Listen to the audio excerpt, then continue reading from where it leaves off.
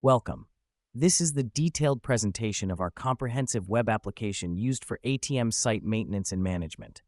Let's go in depth how the application works. Once logged in, you'll be taken to the dashboard.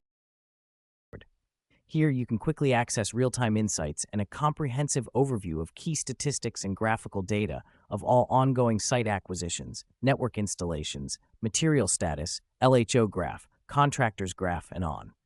On the left-hand side, you'll find navigation links to your sites. This layout provides easy access to all key functions. Starting with the admin section provides an overview of LHO details, banks, BOQs, contractors, customers, dependencies, and users. It also allows administrators to create users and assign roles based on their designations. Now, let's navigate to the Sites section. ATM sites can be uploaded in bulk into the system in Sites Upload section.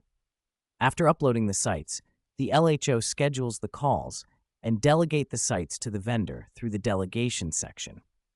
After assigning the sites to the vendor and receiving their acceptance, a material request is generated automatically and can be viewed in the View Sites section. Next, we come to the Inventory section. In Stock Inwards option, uploading stock is incredibly easy and efficient, as it can be done seamlessly through a simple bulk format. In Inwards, you have complete visibility of all the stocks at your fingertips. You can effortlessly filter through the available stock and even search for specific items by simply entering the serial number.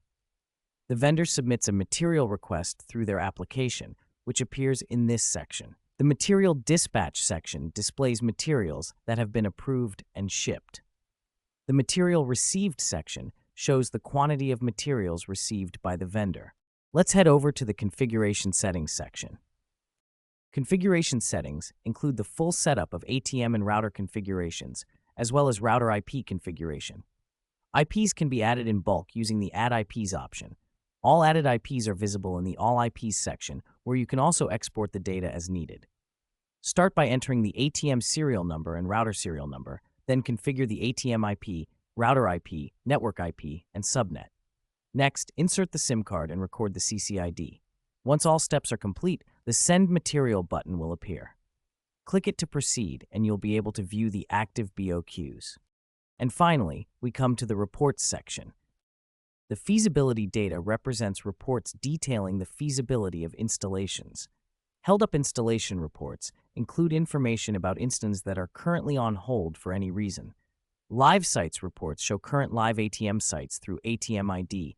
It also includes details of the vendor, ATM engineer, etc. Pending installations shows installations awaiting completion from vendor side. Thank you for watching the demo of our ATM site maintenance and management web application. For more information or to request a demo, contact us today.